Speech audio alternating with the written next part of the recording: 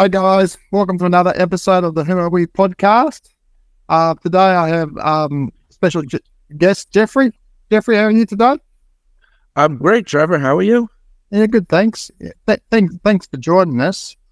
Just before we get started, just a little disclaimer that we're recording this session and we might post it up to YouTube and put some promotional materials on LinkedIn or whatever, just to try and raise awareness and possibly help inspire other people to look into or think about who they are and what they stand for. So with that, we'll get straight into it. Who is Jeffrey and what does he stand for? So I'm an advocate. I'm an attorney with who's the founder of a nonprofit organization, the Jeffrey Deskovic Foundation for Justice, and we free wrongfully convicted people, and we also work for policy changes aimed at preventing those injustices in the first place. So far, we have freed 14 people, helped pass 3 laws and another 6 as key members of a coalition group. It could happen to you. And what I stand for is justice. Civil rights, and this is my life mission, to free people. And I do this advocacy work because I survived 16 years of wrongful incarceration myself. I was arrested at 16 for murder and rape, which I did not commit. I turned 17, shortly before the trial, which I lost, and I was in prison from age 17 to 32, prior to being proven innocent through DNA testing, and hence having since standing for for civil rights and on behalf of people who are wrongfully imprisoned, just trying to help people in the same position I was once in and working to prevent what happened to me from happening to others. That's an amazing story. So from 17 years old, well, how long did you say? 17? 16. Yeah. I was 16 when I was arrested. I turned 17 at the time the trial started, so I was in prison from age 17 to age 32. Yeah, that's unbelievable, and I'm sorry that you had to experience all that heartache and pain to initiate some of the good work that you're doing now. But it sounds like you sort of moved past that stage of your life, and you're up to a stage where you're trying to help others prevent going through what you went through. Correct. Yes, it is. Yeah, and you said you've changed laws. You look at different laws and different processes, I suppose, to help prevent some of these things from happening to other people. Did you want to talk about some of that, or? Yeah, absolutely. Yeah, definitely. Sure, absolutely. Yes. So in 2017, we helped. So coerced false confessions have caused wrongful convictions in 29% of the DNA proven wrongful convictions. So in 2017, we helped pass the law which mandated that police interrogations are recorded from start to finish, because video recording has been determined through social science to be one of the measures that can prevent wrongful conviction caused by coerced false confessions. So that was one thing. Misidentification has caused wrongful conviction in 69% of the cases. So we helped pass a law that codified some of the best practices for conducting lineups, and then also DNA database expansion. I mean, I was exonerated through DNA testing, which identified the actual perpetrator. So, the thought was you want that pool of DNA in the data bank to be larger, so that when you put DNA and evidence into the data bank, there's more of a chance to find the actual perpetrator. And when you do that, then you simultaneously prove somebody innocent. Our landmark piece of legislation was we passed the first Commission on Prosecutor Conduct. So it's an independent oversight board which has ability to investigate allegations of prosecutorial misconduct. It was the first one in the United States, and so the idea was that it would give people who've been wronged by misconduct a place to get redress. And at the same time, we have the hope that it would have a deterrent effect. So it would make prosecutors think twice before engaging in misconduct. We passed what was called discovery reform, which pertains to the sharing information between the prosecution and defense. So before we passed the law improving it, the way that it would work would be that just before on the eve of a trial or on the eve of a hearing, the prosecution would then at that point turn prior witness statements over to the defense. But they would only do it on the eve of a hearing, so there really wasn't enough time to really investigate and conduct witnesses and incorporate that into strategy. And it would only be limited to witnesses the prosecution was intending to call. So this the way that we improved it is that everything has to be turned over automatically within the first month, and that any delay beyond that would require the prosecutors to get a court order, and it would be everything, whether they're intending to call somebody as a witness or not, because the defense attorney is going to be the one in the best position to determine what could be helpful and what's not, rather than the prosecution. So those are some examples of some measures of legislation that we've helped pass. Yeah, and that's amazing work, and thank you for all that amazing efforts in achieving that. It sounds like that's amazing feat for anyone to achieve, and for you to pull through your personal circumstances and having the courage to stand up and fight, continue that fight for other people is commendable and heroic. That's amazing work, and I'd like to thank you for that. So you say that in reflection, one of your major focuses is on prevention, other people from doing it, and we just heard some of the amazing work that you've done in doing that. But also you mentioned that you've physically helped wrongful convicted people actually get out of jail, I suppose, and have their convictions overturned. That must provide amazing emotion, positive emotions when you can achieve some of these things. You want to talk through some of that?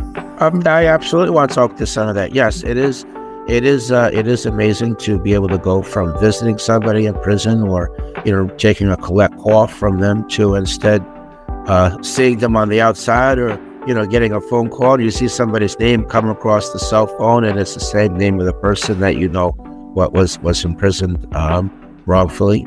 I'm really, in a lot of ways, I'm trying to be the person that I wish that I had when I was in.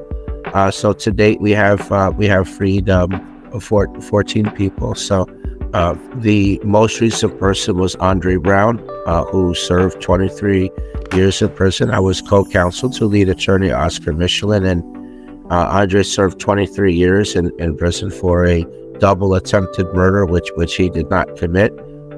Myself and the lead attorney, we found evidence that there was medical evidence that his trial attorney never presented to the jury, which Andre had been shot in a unrelated incident a year prior to this double attempted murder. So he could not, as the perpetrator described it, he could not have descended a subway, ran 4 or 5 blocks, chasing after his victims, catching up to them, gunning one down, turning, and then running another 5 or 6 blocks to catch up with the other person and to then shoot them. But his trial attorney never presented that evidence. So we brought that to the court. We found an alternative suspect who looked just like Andre, who had a motivation to shoot people, and he was identified by several people. And then the whole thing was corroborated by ballistics. So, there was quite a strong case, for his innocence. And as it turned out, he was freed. The decision came down in December, a couple of weeks before Christmas. So he was able to spend Christmas with his son and his wife and his daughter, rather than, being in prison instead. He played a wonderful, he did like a wonderful game with his son. So the kids weren't told that he won and he was released, he was coming home. So he went home and he hid in the closet and he waited for his wife and his kids to come home. And she knew, but the kids didn't. And when the son came in the room, he jumped out of the closet and surprised his kid. Yeah, it was give him a big hug. Yeah, so I mean, moments like that. But make this worthwhile. But, just reflecting on some of the other people as well. I mean, the first person we helped free, William Lopez, who did, by coincidence, 23 and a half years in prison for a double shotgun murder, which he didn't commit. So, Bill passed away after like a year and a half of being free. But I tried to take comfort in, look, he died a free man. He died with the world knowing that he was innocent, and I like to think that that year and a half of his freedom was the best year and a half of his life. I think about William Hawley, who did 8 years and 4 months on a arson wrongful conviction that was actually an electrical fire. So in that case, we got the district attorney to agree with us that he was wrongfully imprisoned. And Andrew Krivak, so that was somebody who, geez, now I think about it, there's another one on the 20, he did 23 and a half, and then he did 3 years on house arrest before his retrial started, but he was found not guilty. But the main evidence there was, there was an alternative suspect, a serial rapist who, there was evidence that the serial rapist committed the crime. He lived just a couple miles away from where the crime happened. His MO was he used to tie women's arms behind their back and stuff underwear in their mouth. And that was the same way that the victim in Andy's case was found.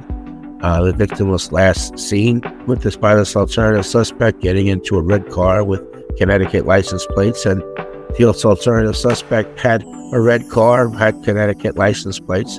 And what was particularly satisfying about Andrew's case is that the same polygraphist who coerced a false confession out of me through the polygraph did the same thing. Did the same thing to Andy.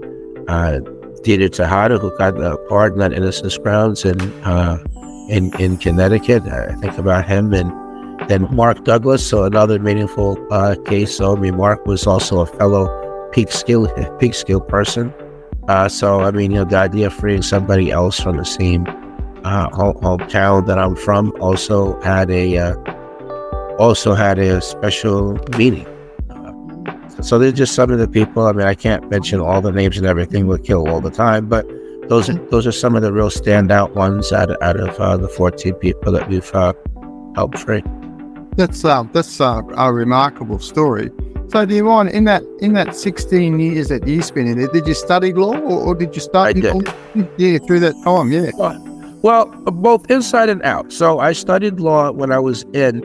That was when I studied it when it was in. I mean, that was less formal. So that was just me going to the law library rather frequently and studying the law, specifically the law pertaining to the issues in my case. And I would also collect articles about other people who were exonerated, because I would study, who helped them and, what route did they take in order to regain their freedom. And when I was released, I got GED while I was in. I got associate's degree. I studied a year towards the bachelor's, and then the funding was cut for college education for prisoners. So at that point, I read like 3 or 4 nonfiction books a week from 1998 to 2006. But when I was released, I got a scholarship from Mercy College, which is now known as Mercy University. So there's a daily newspaper in Westchester County, New York, called the Journal News, and it mentioned as one of the articles that they published about me, it mentioned kind of as a human interest item associated with the story that I was 10 classes short of getting a bachelor's degree. So a dean at Mercy College lined up a scholarship for me at the school, and then asked me if I would like to finish the degree, because she didn't want to disappoint me. And so I got the scholarship, and I finished the bachelor's degree. They allowed me to live on campus. So, I mean, I had lost the temporary housing that I had. So I was just a couple of weeks away from homeless shelter, but then they allowed me to live on campus, and they gave me the meal plan. So I finished the bachelor's degree that way. I tried to get into law school. I wasn't able to get in. My LSAT score, the law school admissions test score, wasn't high enough. So I tried to argue to the schools, well, look at what my background is. Look at what I'm already doing as an individual advocate. I'm speaking, I'm writing as a columnist, I'm doing media interviews, I'm meeting with the elected officials. I mean, I want to use the law degree, the law license to free people. So, forget the standardized test score. Just give me a shot. And if I can't do the work, I'll leave on my own, and I'll thank you for the opportunity. But, I went 0 for 10 on that. Nobody wanted to do that. So I decided that, I'm going to I'll get a master's degree in criminal justice. And, maybe with the additional credential will make me a better advocate. And I can use that if I make an attempt to get into law school again. So I studied criminal law that way. And my thesis was written on wrongful conviction, cause, and reform. I finally got financial compensation after about 5 years, and I used some of the money to start the Jeffrey Deskovic Foundation for Justice, which is what has helped free those people and pass the laws. And at that point, some point thereafter, I became not satisfied with sitting in the front row of the courtroom. I wanted to sit at the defense table, represent some of the clients, make some of the arguments. So I tried a second time to get into law school, and I got in this next time and graduated law school, and I have a law license, all in pursuit of the dream of freeing others as an attorney. And as I mentioned, we overturned Andre Brown's conviction, which is my first one as an attorney. I was involved in the other organizations through my nonprofit, but I was not counsel because I wasn't a lawyer then. But it's very empowering. It's very uplifting. I think that it alters my. I mean, I had a lot of respect as an advocate before that. First, just being an advocate coming from my position, and then I think that went up a level when I got the master's degree and my thesis written on wrongful conviction, cause, and reform. But then when I was in law school and then ultimately becoming a lawyer, that took the next step up, and it's very empowering. And I feel even better about myself. I mean, I measure myself against other advocates in the field, and I compare my work with their work, and I don't give myself an out. Okay, I don't say, well, look, you were wrongfully incarcerated for 16 years, and they were not. I don't. That doesn't enter my mind. I just think, look, this is what other people are doing. This is what you need to do. Here's what they've accomplished. This is what you've accomplished, and I keep going, and I just do this work. And I have to say, which you've kind of hinted at, I have to say that it's very healing. It's cathartic. It's meaningful. It makes a difference, and it makes my suffering count for something, And I feel also like I'm giving back. I'm paying it forward.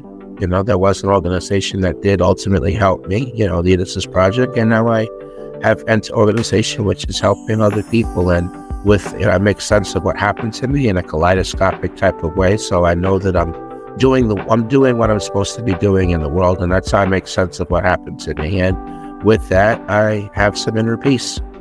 Yeah, and that's remarkable. Like you say, it's a choice you made to move forward rather than dwell on the past or feel sorry for yourself or hate the world. Or it's easy to be bitter and twisted, but you've chosen to have a positive impact and to create better outcomes for other people. And in that process, it sounds like you found some inner peace for yourself and a way to move forward and help heal yourself in your own words. And I feel that is very commendable and an amazing story. Again, I can't thank you enough for all the amazing work that you're doing, and it sounds like a lot of hard work and a lot of determination to get where you are today. And I suppose the message that I'm getting from you is it's not easy, but you didn't give up, and you knew what you wanted, and you kept trying. And is that a fair assumption, do you think? It is a fair assumption. Yes, it is. I want to build a little bit on that.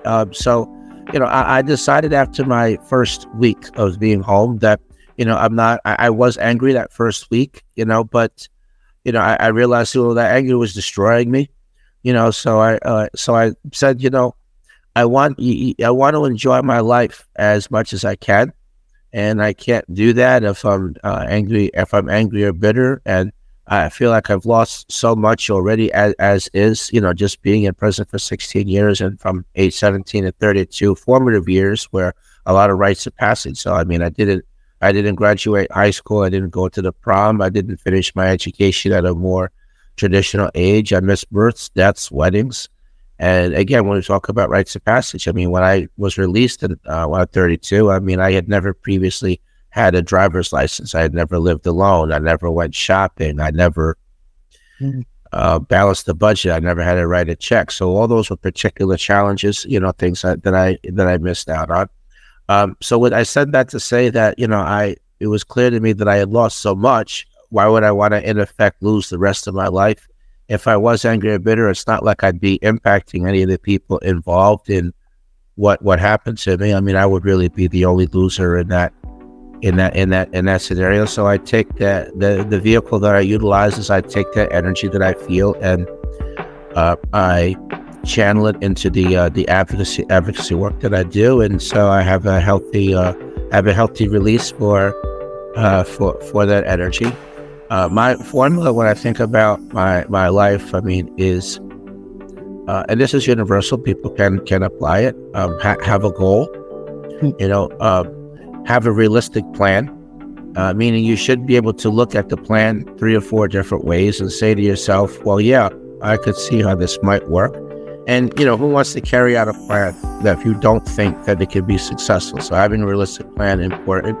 No excuses. So there might be reasons why something is harder for you to do, but no reason why you can't accomplish it. You just have to want it enough. You just have to work hard enough for it. And that brings me to the next thing is, work really hard. So I'm not a pie in the sky type person. I don't think that everything is going to turn out in a certain way, just because. I think you have to work really, really hard to put yourself in a position for a miracle to happen, or for a door to open, or for somebody to assist you, in one way or another.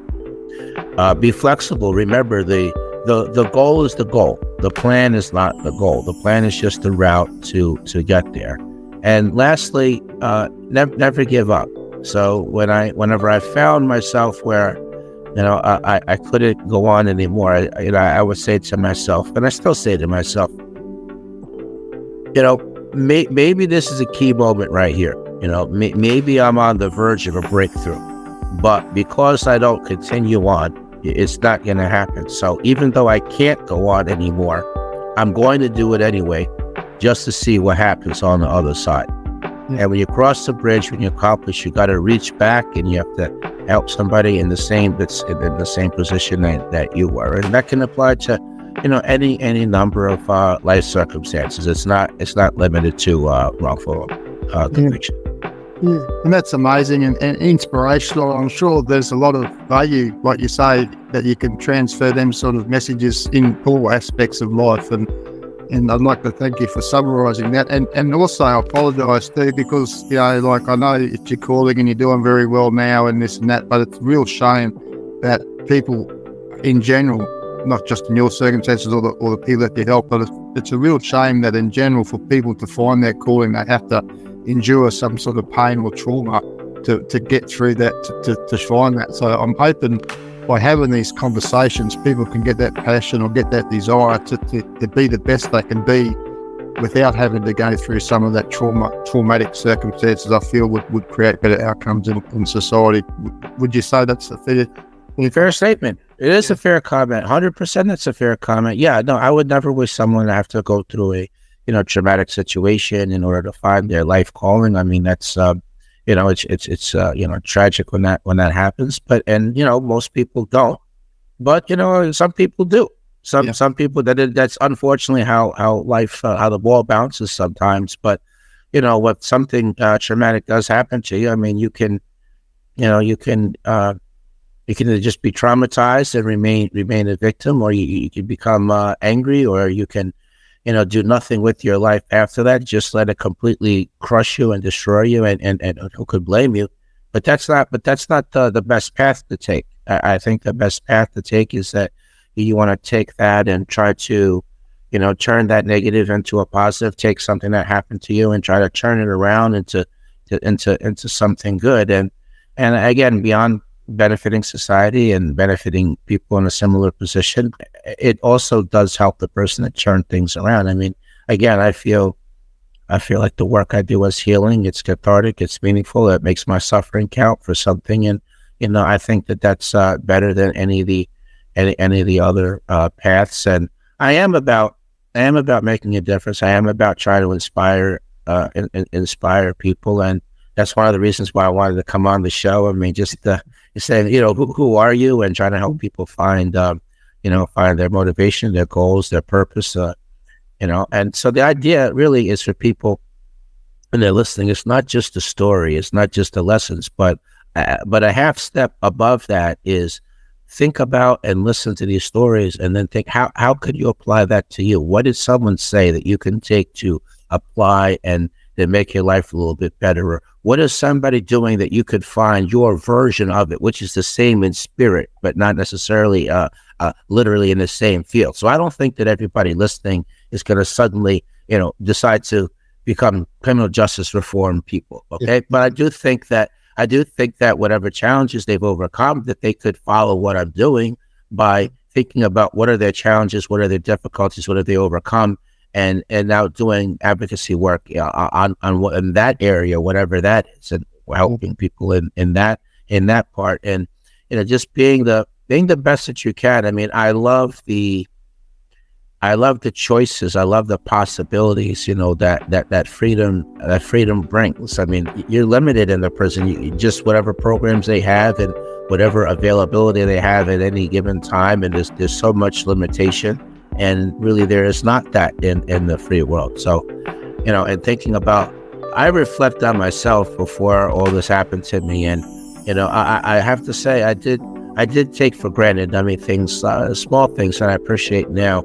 I like to feel the sun on my face. I like fresh air, and I like the ability to experience new things, a new activity, try new food, go new places. Sometimes travel. I mean, how many of us appreciate those things on a day to day? We just assume, well, it's always been like that. It's supposed to be like that. And on the human rights level, sure, I believe in freedom, and it's supposed to be like that. But it can be taken away. It can be taken away, and I don't know that we all appreciate everything, or that we take advantage of it. So again, coming on a show where it is an inspirational overarching theme, as opposed to just telling the story. I mean, this is at a higher level. So another reason why I'm excited to be on the platform today. No, yeah, thank you. And it just raises that good point, because that's some of the things that we do talk about. One of the things is appreciation, isn't it? If you appreciate what you got, then suddenly, the worries are a lot less if you can appreciate the simple things in life, and the air we breathe. And you even mentioned sunshine on your face, or whatever. And fresh air. Yeah. Try not to get bogged down, and just try and live in the moment and the here and the now, and all these little simple things that we do take for granted every day. And you're able to appreciate that on a different level, I suppose, because of the experience that you went through. But hopefully people don't have to go through that to feel that appreciation. If you can just reflect on that, or take a second out of your busy day and just hell, I'm alive. That's a miracle in itself, isn't it? So yeah, it really is. Yeah, I mean, I consider it to be somewhat of a miracle that I'm still alive. I mean, to survive, being in prison for 16 years, and then I had been charged as an adult and tried and sentenced as an adult. So that meant that they sent me to a men's maximum security facility. So it is very, very dangerous there. There's stabbings and cuttings and other violence that go on every day, and gang activity. So, it is kind of a miracle, as I think back, that I did survive, that I survived it all physically, and that, I'm in one piece. I mean, thank God I don't have scars on my face, and that I haven't lost my mind. So I mean, that is, that I do appreciate. I resonate when you mentioned, just miracle, just being alive. That does resonate quite a bit with me. That's good. No, and thank you very much for taking the time and talking to us today. I won't take up too more of your time, but perhaps in the future we can catch up again, and we might have a win or something. And don't be a stranger. It's always good to keep in contact with amazing people doing amazing things. And thank you for sharing. And I'm sure your story should resonate and create some better outcomes for society in general. And I'd like to thank you for telling it. Absolutely. Thanks for having me on. I'd love to come on again in the future, and kind of, we could check in periodically. If people have liked what they've listened to, I mean, I do want to point out real quick as we close that there is a documentary short out about me called it's on Amazon Prime. It's called Conviction. It's 21 minutes. It's a short on my life post exoneration and my advocacy work. If you'd like to keep up with me on social media, the Deskovic Foundation on Instagram and Jeffrey Deskovic on Facebook. I have the public figure page, my personal page, and the organization has it there. I mean, my dream is to one day have a chapter of the foundation in each state in the U.S. and ultimately in each country, because I really see wrongful conviction as a worldwide issue. And countries where we don't hear about people being exonerated, it's not because no wrongful convictions are occurring. It's that nobody's digging for them, nobody's working to free them, nobody's being exonerated. So, I think about that dream, and what if 25,000 people who were willing to help me in freeing people to being recurring monthly donors, say $3 to $5 a month on a recurring basis. That would give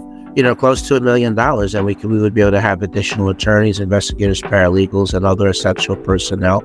There is our crowdfunding page on the website Patreon. You put Deskovic Patreon. You can also go to our website, www.deskovic.org, Deskovic.